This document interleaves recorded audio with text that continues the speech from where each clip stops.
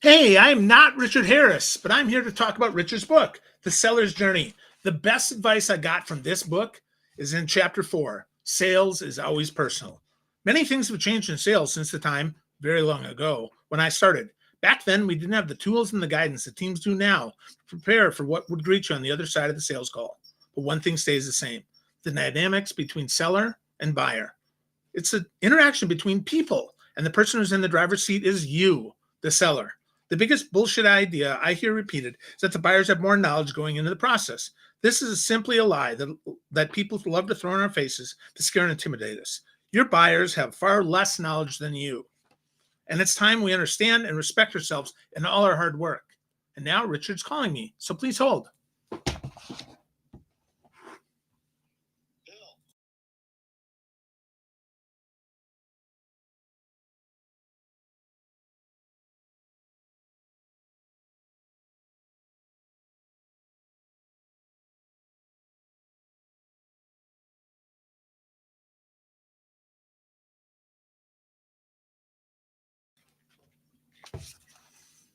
Now, as I've already given you the best advice from Richard's book, Richard's going to join us and he's going to give us a lot more. Some things about neat selling.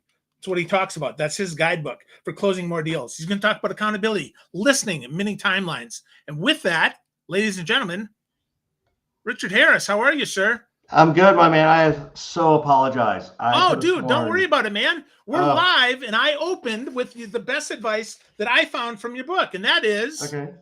that all sales is personal. I love that Yes. advice, man. So Yeah. what's your Thank best you. advice for everything else? Is that the best advice, or what would you say is the best? Well, that's part of the mindset.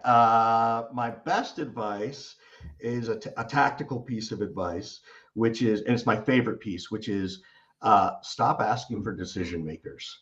Nobody cares. Ask for skeptics. And it goes like this, Phil. It goes, hey, Phil, I know we're going to get off this call. You're going to go take this back to your team because that's what everybody does. Just out of curiosity, who's the most skeptical person on the team when you make decisions like this? And what are they often skeptical about? Because you're not going to get to a decision maker until you get through the skeptics, right? And that is a code. It's a better word than objections, Yeah, right? skepticism, right? That's great. Right. And so we need to know who those skeptics are because nobody, I don't even, SMB, I don't care what you're selling, nobody's making a decision by themselves anymore. Yeah, well, you can't, So, right? You have to de-risk every single decision now yes. because I don't want it to be Richard's fault and I don't want it to be Phil's fault. So maybe if it's Richard's and Phil's fault, maybe we're all set, huh? Yes, 100%. That's the goal. That's my favorite little quick piece of tactical advice. That's awesome advice. And the book, by the way, you told me to throw it in the garbage, but I actually read it. I Yeah, love the book. Congratulations, my friend. thank The you. Seller's Journey, a guidebook to closing more deals with neat selling. So, Yeah, congratulations, first of all, my friend. thank you. Of So, what else course. can we cover today? How are you Oh doing? my You good? gosh. I'm great, man. I'm better now that you're with me. Yeah. So, So, yeah. I have a question for you, Phil. Yes, sir. What are you seeing out there in the marketplace? I have some ideas of like what are the challenges salespeople are running into, right? Which I'm happy to share. But what do you see? What are you hearing on a regular basis? Well, timelines are pushed, right? Or they're Yep. non-existent. Like, because most Hmm. things you have to kind of fit in to everything else. Yeah. Seldom is there already something at this point in the year that's already a timeline that isn't already going to interrupt something else. So you have Right. to ask for what's this going to bump, right? That's Yes. something that I see. Yeah. Secondly, I see I'm not really sure because we're Hmm. in a political year, right? We're in a presidential election year, and that Hmm. that creates all that. And then the third thing that I see, actually, this is with sellers, is that they're so beat up and they're so burnt out that they don't even ask for the sale. They don't even Yes. ask for the information. I don't know. What about you, Richard? What are you seeing? Yeah, I see all those things. I see the constant delay and that point of I'm not sure, right? That I see this all the time, by the way, I've seen this always all the time. Um, Often means that we haven't delivered the value, Yeah. right? It means, and we all talk about like, hey, we got to add value, we got to add value. Well, if someone's not sure, then we haven't added value. And what that means when I hear it and see it is that if I think about the word value, the ultimate word of the word value has a number to it. It's not worth the price. And there's a big old dollar sign. And so for me, when I talk about that, it's about we haven't gotten the prospect to share the economic impact that they're facing currently. Because I hate ROI. You know what? ROI just means the religion of insecurity, return on insecurity, because that's what it means. Nobody believes it. I've asked many CFOs, I've said it all the time, like, so you asked me for this ROI, and I go, by the way, I'm going to give you a number. Are you going to believe me? You're going to believe the number I give you. And not one of them ever says yes. I'm like, so stop using it as a scare tactic. Like, that's all it is. It's a scare tactic. So we have to do, and the reason it's a scare tactic and the reason it's a challenge is because it's about something in the future. You just said it yourself, Phil. We're in an election year. Regardless of which side of the spectrum you decide to vote, everybody is uncertain and nobody can predict it. Nobody can. Economic impact is about here and now. Why are you talking to me? What is it costing you right now to have this challenge, whether it's something internal, whether it's external? And by the way, if you solve this problem, what's the value it would bring to grow the company? Oh, yeah. And how much is that? Because we always try to look at like this effectiveness and efficiency stuff, right? And we only focus on, well, what's it costing you now? We don't ever talk about, well, how's it going to help you grow? So that's what economic impact means, and why when we ask the right questions and then someone tells me the ROI, well, oh, what's the ROI? Well, you told me it's costing you this much and you can't grow your company and you can't grow, which is costing you another $2 million. Those are your numbers. You gave them to me. There's your ROI. Do you believe it? Because they're your numbers. They're not mine. So you did a couple the things big there. piece. Yeah, I love that. You did a couple things there I think are really important. One, it's the impact of not moving with this, right? It's the impact of not picking the solution, I think is important. That's really big. And a lot of times they don't know, or at least the person that we're talking to doesn't know.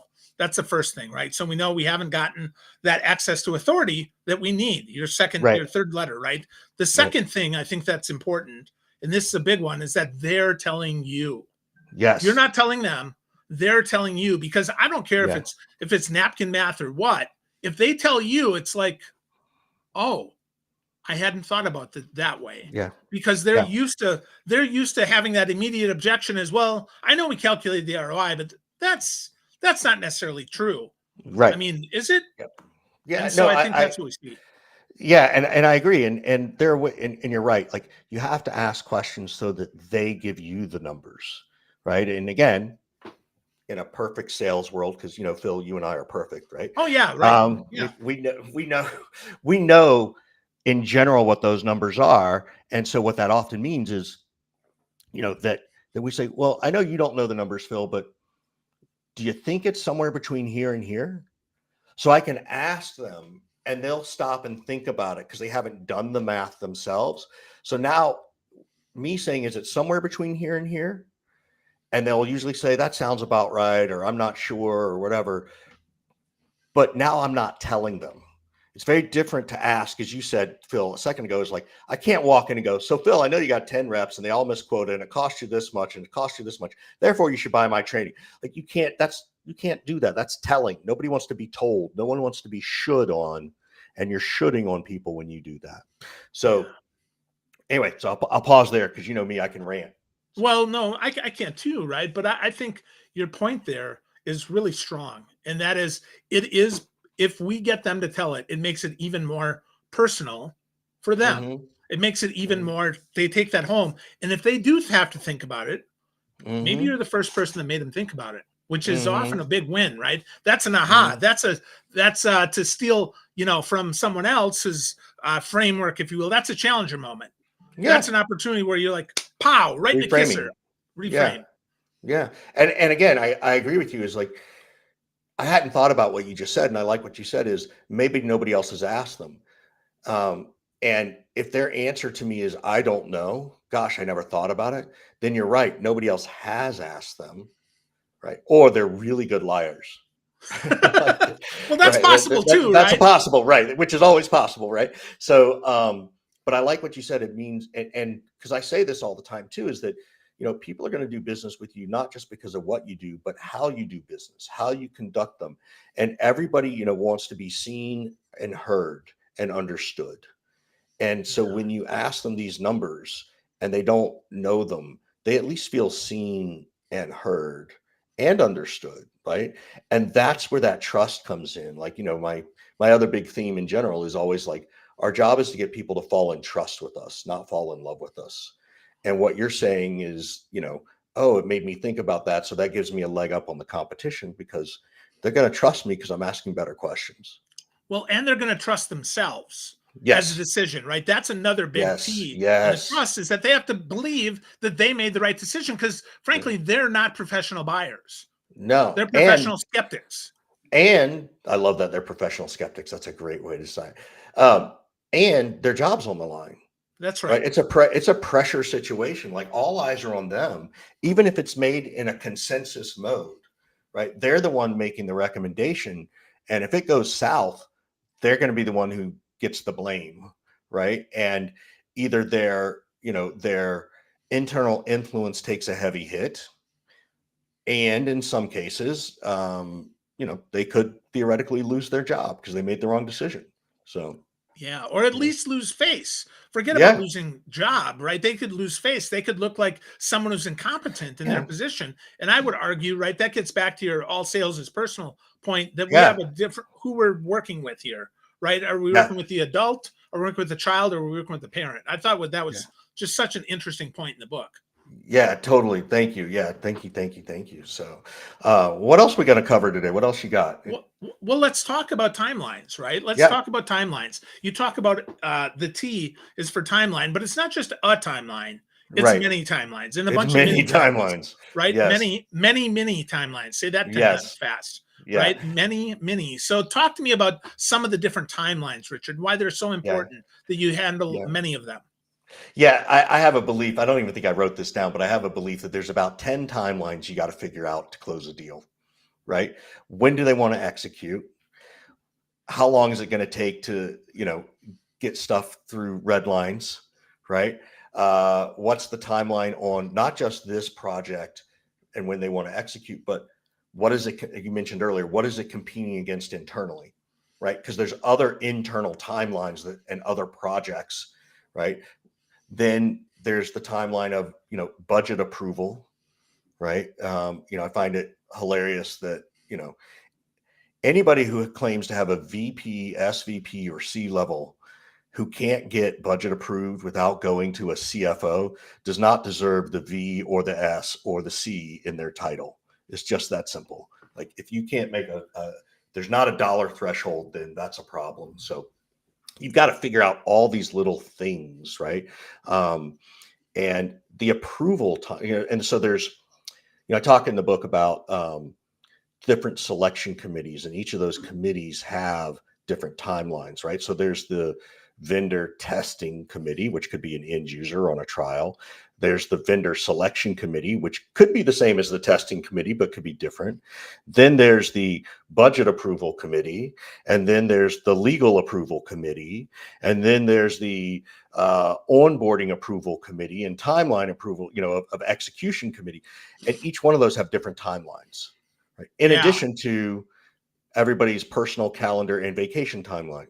So, that's right. so that's what I mean when I say there's so many of these mini timelines. And one of the things I talk about too is that, and I've done it. Like, by the way, everything that we're talking about, I've done the opposite of everything I've ever said that I'm Yeah, saying for here. So sure. trust Same. me. So yeah, this is not me. I don't like to sound preachy and lectury. You know, we often, and I did too, try to reverse engineer the timeline. Oh, if you want to launch by July 1st, that means we've got to get this done by this date, and this done by this date, and this done by this date, and this done by, so we reverse engineer. What we forget to do from the moment when I ask someone, I say, hey, Phil, when do you want to get this implemented by? So if you decide to go forward, Phil, when do you want to get this rolled out?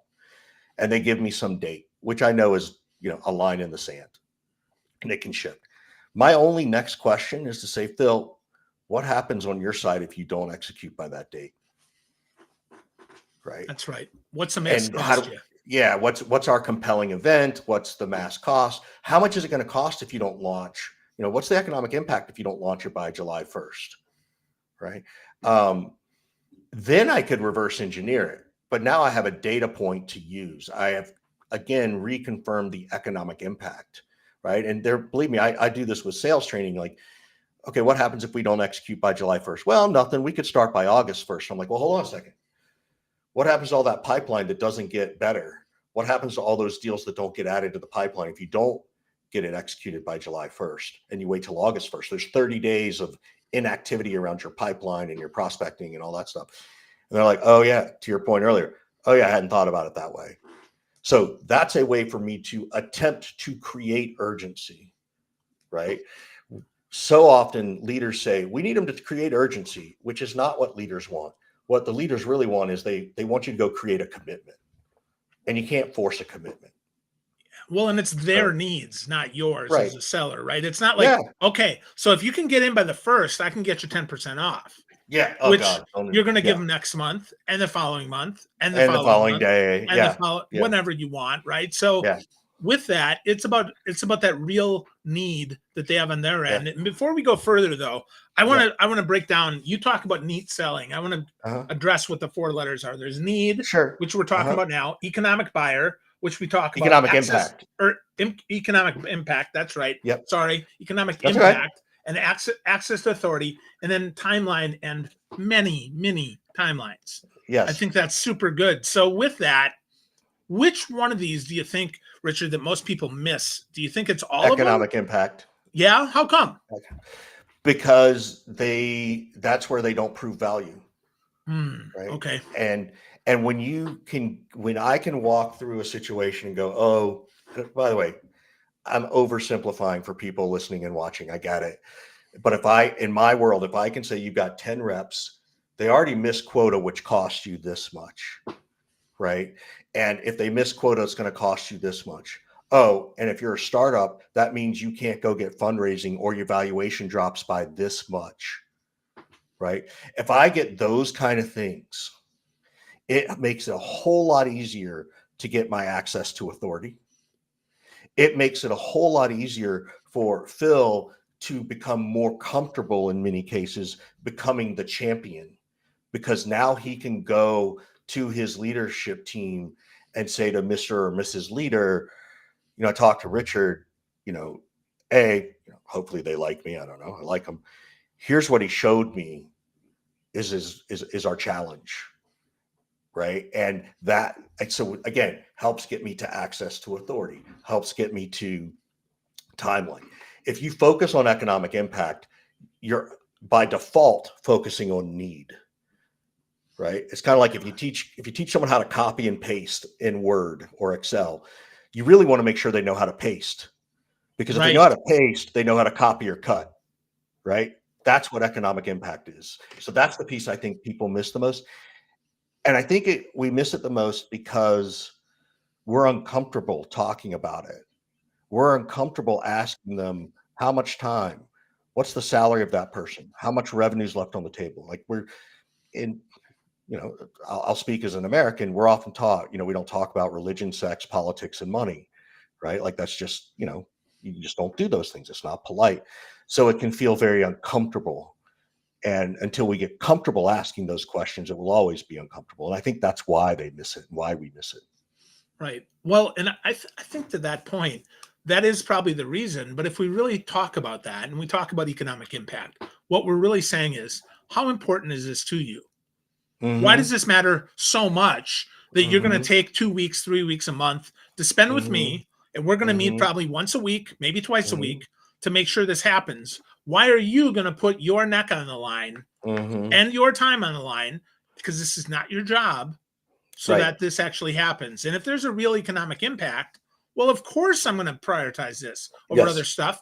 And hopefully then I can then spin that back. This is the value of getting it, is I can say, well, Richard, you said that it was costing you $100,000 a month, and I haven't talked to you in 3 weeks.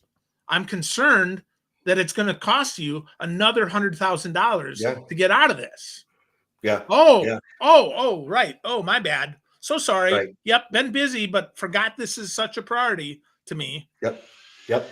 And again, this is the whole piece, right? Like, that whole going dark thing that you're alluding to, right? Is that theoretically it gives you a stronger lever to pull that's meaningful, and more meaningful than, as John Barrows has always said, reaching out, checking in, touching base, all those worthless emails we shouldn't send, right? It gives you an opportunity to say something meaningful, to say, hey, Phil, when we last spoke, you shared that this was your, this had an economic impact of this. If we go this long, if we, I agree, it might cost you another 100,000. And then you can even, for me, I might even turn around and say, and by the way, Phil, if something's changed or maybe I misunderstood you, please let me know. So now I can throw myself under the bus so that I'm not just sort of pointing a finger at them and poking them with this big fat number. Yeah. Right. And so I think that's a really, again, it's the humanity of it all, right? Like, how do we be more humane in this process is so critical. Yeah. Well, then we're partners. Yeah. We're on the same side. Instead of me pointing the finger at you, I'm saying we maybe screwed this up. Maybe we did something wrong. Maybe we got something incorrect. And let's fix that together. And that could require another call. That could require, again, admitting that will aid in trust building. Admitting that you're not always right. I mean, it's all about that. Falling your sword, right? It's not a big deal. Yeah. Right? Like, be honest. Hey, I might have screwed something up here. No big deal if I did. Let's move forward. Yep. Totally agree. So, what else you got, man? This is good to catch up with you. It's been a while. Yeah, it has been a while. Well, let's talk one more topic from the book here before I ask you to wrap this up. And before I do, I want to encourage folks to get a copy of The Seller's Journey. It's a great book. It's super simple to read. Yeah, go to theharrisconsultinggroup.com. Get to know Richard more. And Richard even leads the book off with his email address. So I'm going to put that on the screen here. Richard at rharris415. .com, because you're in the Bay Area. Are you still in the Bay Area, Richard? I am still in the Bay Area. Cool. Very cool.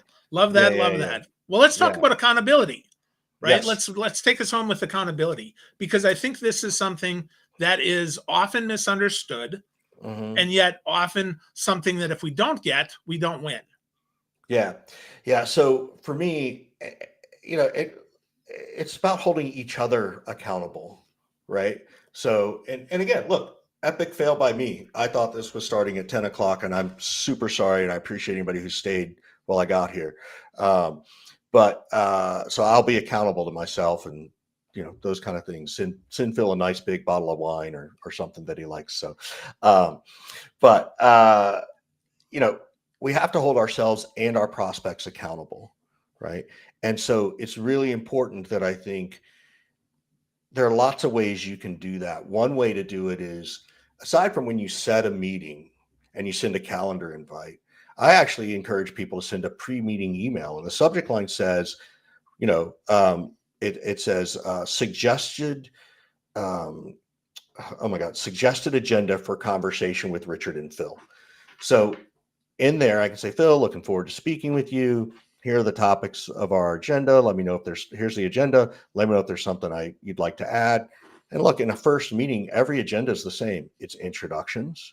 It's me asking questions about Phil. It's about Phil asking me questions about Phil asking questions about me.